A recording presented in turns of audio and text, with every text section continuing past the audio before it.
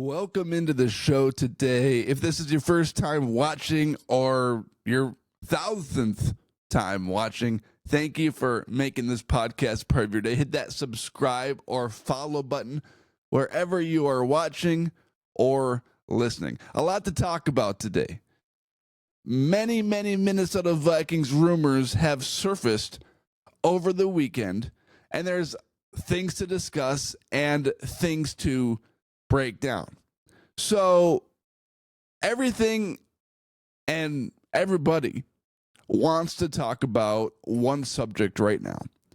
And that subject revolves around Sam Darnold, because the clock is ticking for the Vikings to tag and trade Sam Darnold. And right now, the Vikings have until Tuesday at 3 p.m. And there is a reporter who goes by the name of Tony Pauline. Now, I've never heard of this guy.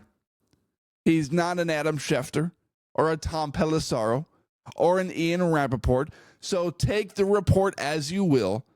But he seems to be running with a report that he feels very convicted on. I'm not sure who his sources are. I don't know who anybody's sources are. But what I do know is that this is the first time that I'm seeing his name behind a huge story. So take that as you will. But he is talking about Sam Darnold and his weekly notes, talking about the potential tag and all this stuff. The first report he said, people close to Sam Darnold tell me that the Raiders coach, Pete Carroll, will work to make a move to acquire the quarterback. So after the Raiders lose out on Matthew Stafford, the Raiders are now going to pursue option B, which, according to Tony Pauline on X, at Tony Pauline, Pauline, their option B is Sam Darnold.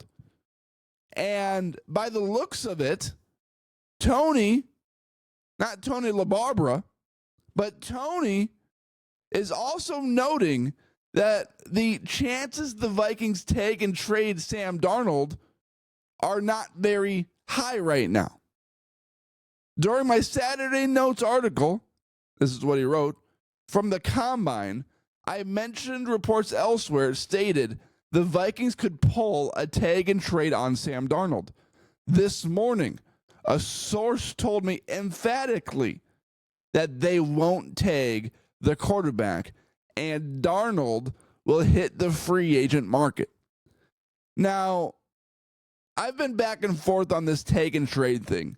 My original take was that Darnold will not get tagged and traded because the Vikings want to save that tag and they don't want to require any pieces from the Raiders, the Giants, or some of these teams that are looking for a quarterback, because then that's going to eat up the cap space like Sam Darnold would. But then I flipped that take. I did some soul searching, and I said, Kwesi, the Vikings GM, is a Wall Street number stock guy. And the last thing that you want to do is let a huge asset walk out that door for nothing. But the Vikings are also facing a challenging decision, because if you take Darnold, you must guarantee that a team like the Raiders is willing to depart with a top draft pick, whether that be second or third round, even a first round, to acquire a guy that has a past like Sam Darnold does. So a tag and trade is not as easy as just tagging a guy and trading a guy. It sounds a lot easier said than done. And that's what we're seeing as far as the latest reports indicate. The Vikings, I'm sure, would love to tag and trade Sam Darnold. I'm sure it's option number one on what they want to do with Darnold this offseason. But the problem that they're facing is that you cannot guarantee a team like the Raiders will depart with a high draft pick to get the quarterback. So that is the dilemma the Vikings are facing right now. But that is the newest juicy report coming from Tony Pauline. Now, there's another story over the weekend. Here's a fascinating one. The Minnesota Vikings head coach Kevin O'Connell met with Cam Ward, the projected first overall quarterback taken in the NFL draft. Now, the Vikings have a 0% chance to draft Cam Ward. That's not the discussion here. The discussion that needs to be brought up is, why did Kevin O'Connell waste his time meeting with the number one overall prospect at the quarterback position in the NFL draft when the Vikings have no interest and don't have the assets to trade for the quarterback unless they departed with J.J. McCarthy? Now, there's a few reasons why. The first reason why Vikings head coach Kevin O'Connell met with Cam Ward is to build that relationship, is to show this quarterback and that he cares. Okay, that's option number one. That's reason number one why he met with the QB. Now, future reasons. Reason number two, the coach met with Cam Ward because if he faces Cam Ward in the future, and Kevin O'Connell did the same thing with Caleb Williams, if he faces Cam Ward in the future and the likely is high, well, then he knows a little bit about the quarterback. Any competitive advantage that you can receive is a good thing.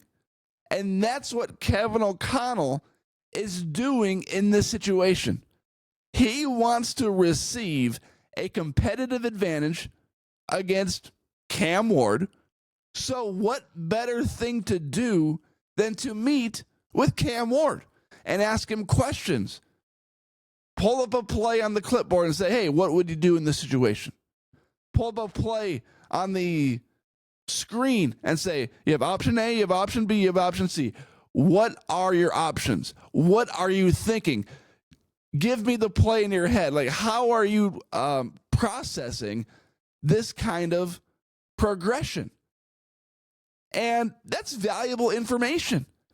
So if the Vikings play the Titans, or if the Titans trade that pick to someone else and the Vikings play them, well, Kevin O'Connell has a leg up on what Cam Ward does at the quarterback position.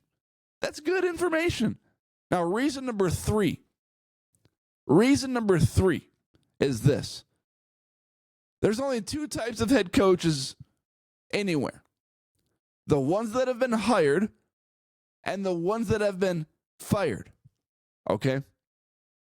I think Bill Parcells had that quote. And the reason why Kevin O'Connell wanted to meet with Cam Ward is because, let's say Cam Ward becomes a quarterback that's a good NFL player. Let's say in 2 years from now, the Vikings' plan did not go accordingly. J.J. McCarthy was a bust. Their record stinks. Kevin O'Connell's on the hot seat, and eventually he gets fired. Because there is a day when O'Connell will get fired, whether you like it or not. Bill Belichick got fired after delivering 6 or 7 Super Bowls to the New England Patriots organization. There came a day and time when Tom Brady left and Bill Belichick got fired. Kevin O'Connell will get fired one day, and I'm sure he understands that too. Reason number 3 is because if O'Connell gets fired, when O'Connell gets fired, and let's just say Cam Ward doesn't have a head coach, but Cam Ward is shaping up to be a very good NFL player. Well, there's already a relationship there. Cam Ward knows Kevin O'Connell, was interviewed by Kevin O'Connell, and they've already built a relationship there. So O'Connell, who's already proven himself to be an elite offensive mind, let's say Cam Ward goes to the Jets or the Titans, and they fire their coach in 2 years, and they're looking for a quarterback whisperer type that can come in and take Cam Ward and make him all he can be. Well, if the Vikings fire Kevin O'Connell, O'Connell is going to be number one on that list because of what he already knows about Cam Ward. So the motivations to meet for Kevin to meet with Kevin One second here. So the motivations to meet with Cam Ward by Kevin O'Connell are multiple reasons. Reason number one, build the relationship. Reason number two, get a leg up on the type of quarterback he is in case you meet him in the future with the Vikings. And number three, when Kevin O'Connell gets fired from the Vikings, eventually, whether that's in 3 years from now or in 15 years from now, he has a leg up in the interview process if the head coaching position is open and Cam Ward is the quarterback. So it all makes sense. I get why he did it, and it doesn't take much to figure out why he did it. All right, gearing away from the Minnesota Vikings content here for a second. This is a Vikings podcast. I'm a predominantly Vikings podcast. But there was an interesting discussion over the weekend because Seth Davis, he's been an analyst forever, CBS, kind of everywhere. He mentioned this about the Minnesota Gophers head basketball coach, Ben Johnson. He calls him one of the elite coaches and one of the toughest jobs in America after the Gophers defeated Nebraska. And people ran with that. And people went crazy because Ben Johnson, in his time with the Gophers, in the few years he's been with the program, has not had a winning record. I'm guessing. I don't know that for a fact, but kind of use common sense, and there's no way Ben Johnson has had a winning record with the Gophers these last few years, at least in the Big Ten. Okay. And K-Fan Preposterous Tournament ran with it, and we're calling it a preposterous take, and they're going to put it in the Preposterous Tournament bracket next season, which is one of my favorite things ever. I love the Preposterous Tournament. If you don't know the Preposterous Tournament by Common Man on K-Fan, you should check it out because it's one of the funniest bits I've ever seen in radio. But people are calling this crazy, psycho, and I'm actually going to agree with Seth Davis and his take about the Gophers' job being one of the toughest jobs in the country. You think about Williams Arena. Oh, a historical place. An amazing arena. So much history. The barn. People these days, college athletes that are 18 years old and need to decide between playing at Wisconsin and Madison and playing for the U of M, are not considering just how historical a place Williams Arena is in terms of a basketball sense. College athletes do not care about how historical Williams Arena is. They don't care. They don't care. People like me care about Williams Arena, not as much as people that are 60, 70, 80 years old care about Williams Arena because they care the most. And guess what? They are the ones with the dollars. They are the ones with the money. They are the ones making the decision on whether or not to rebuild Williams Arena or build something else or remodel Williams Arena. I will say this. When the barn is jumping, there is no place like it. But the problem with the barn jumping and there being no place like it is that the barn has not been jumping for years. For years. When is the last time the Golden Gophers have been a relevant basketball program? It's been a long time. I think Coach Pitino, Rick's son, Richard, got them to an NCAA tournament, but they didn't win. They didn't go far. They didn't make a run. The one time in the Gophers' history where they made a run, back in the late 1990s, they cheated. That says all you need to know about the Minnesota Gophers basketball program. Because you look at the Gophers recently, they had a winning record in 23-24, 19-15, losing record in conference 9-11. They had a record of 9-22 in 2022-2023, 2-17 conference record. 2021-2022, a 13-17 overall record, a 4-16 conference record. Ben Johnson took over in 2021. His first year, 13-17, 4-16 conference record. 2020, 14-15. This is Richard Pitino's last year with the Gophers. 6-14 in the conference. 2019, a 15-16 overall record, 8-12 in the conference. And the last time the Gophers have done anything worth noting was in 2018. They went 22-14. They had a conference record of 9-11, and they went to the NCAA tournament, and they actually won their first round. This was with Richard Pitino.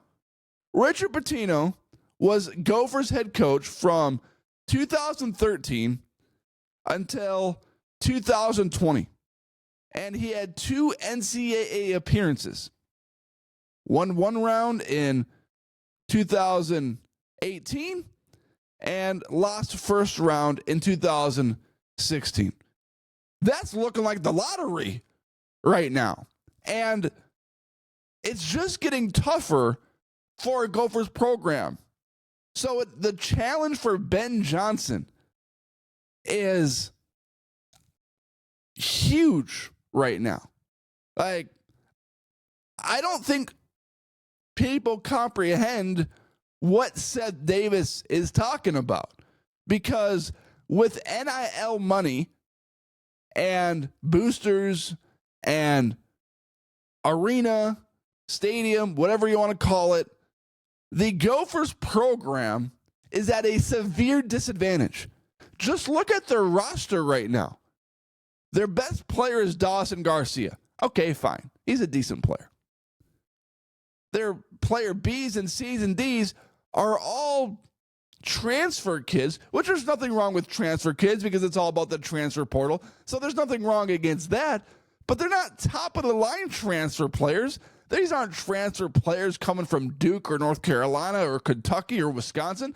These are transfer guys coming from mid-level programs that maybe didn't get playing time, that are seeking playing time in a conference like the Big Ten, so they can get noticed either by NBA scouts or overseas, so they can continue playing their basketball somewhere else.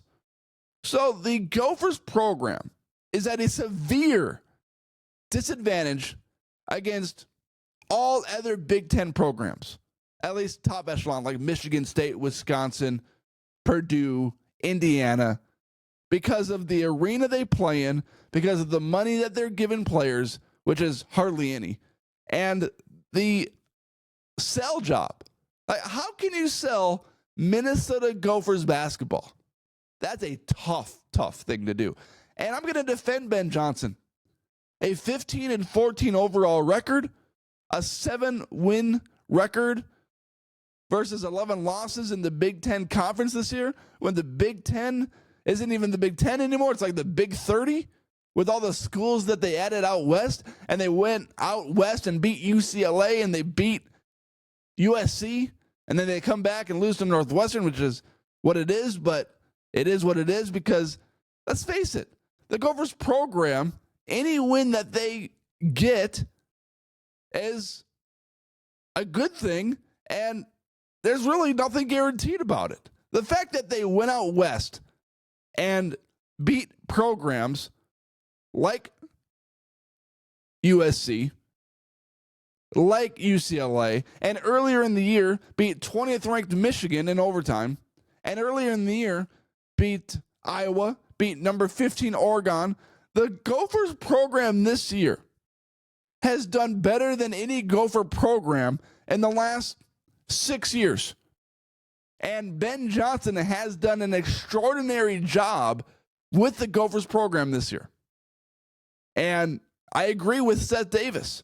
It's one of the toughest coaching programs in the NCAA because of his competition, because of who his competition is, and the NIL money the competition has.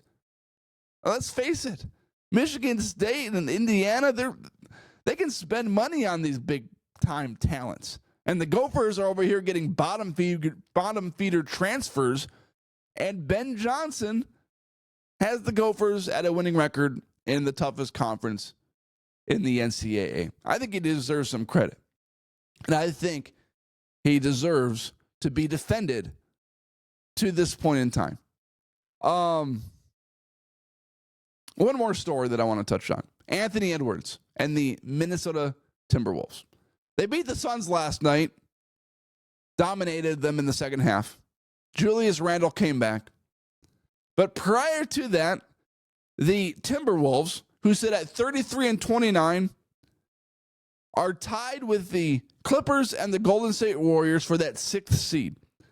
And that's a problem because the Golden State Warriors have been playing some fine basketball recently with their addition of Jimmy Butler. And everybody's gunning for that 6th seed because then you avoid the play-in tournament. Timberwolves lost to the Lakers and they lost to the Jazz. Both competitive games. But versus the Lakers, Anthony Edwards got suspended a game against the Jazz because he reached his technical foul mark and had 16 technicals in a season and had to be suspended one game. Anthony Edwards lacks something that I want all my super great players to have, and that's composure and poise. Those are two of the most important traits for a player that's already a superstar. Anthony Edwards lacks the ability to shut up when he needs to shut up. You know, there becomes a point when you get at 14 technicals and you're like, okay, you know what, team? I'm going to shut my mouth and I'm not going to fire anything towards the officials because you guys need me and we are trying to make a playoff run late in the year. And then he goes and spews his mouth towards the officials versus the Lakers and gets ejected without any thought of the repercussions that would have against the Minnesota Timberwolves. And when I look at what the Timberwolves are, it's very, very clear. Because every time the Timberwolves win and every time they lose, I see a lot of reaction from media and fans alike where they're like, who are these Timberwolves? What team are we? Well, why did we come back from 25 points versus the Thunder and then lay an egg against the Utah Jazz? Why did we just beat the Phoenix Suns by almost 20 points, but then we lost to the Milwaukee Bucks without Giannis and Damian Lillard? The Timberwolves are very clear in what they are. They are an inconsistent team that sometimes plays well and sometimes plays like a bottom feeder in the league. The Timberwolves are inconsistent because their superstar, Anthony Edwards, is inconsistent right now. And Anthony Edwards, in my opinion, is not a superstar in the NBA yet. He rises to the occasion versus the Phoenix Suns, where he scored 44 points. But you cannot have your superstar player ejected because he picked up 16 technical fouls in a season. When you are a superstar, you are more than just a great player. You are a composed player. You are a leader. You are poised when you need to be poised. You can handle adversity. And Anthony Edwards, as entertaining as it is, has no filter. And he has no line where he's like, you know what? I'm done. I'm going to be quiet. I'm going to shut my mouth because my team needs me. And we're trying to make a run. And as bad as the Utah Jazz loss was, 117-116, every game matters at this point forward. If the Vikings won the game, if the Timberwolves won that game, they would be right now the 6th seed. They'd be a half a game up against the Clippers and a half a game up against the Warriors. The problem with just focusing on that one loss by the Timberwolves is this. They weren't supposed to win that OKC game either. It balances itself out. The Timberwolves all season long have won games that they have no business winning, like a 25-point comeback against OKC in the fourth quarter, like a 16-point comeback with 5 minutes left against the Houston Rockets in Houston. And they've also had no business losing games that they should have lost versus the Utah Jazz, versus the Milwaukee Bucks. You've seen it through the entire course of the season. The Timberwolves have had massive leads and have lost them. They've had 16 fourth quarter leads this year and lost them, most by any team in the league. But then they've also had these tremendous comebacks against the Thunder and against the Houston Rockets. So when I look at that, I think it's an 82-game season. These things are going to happen.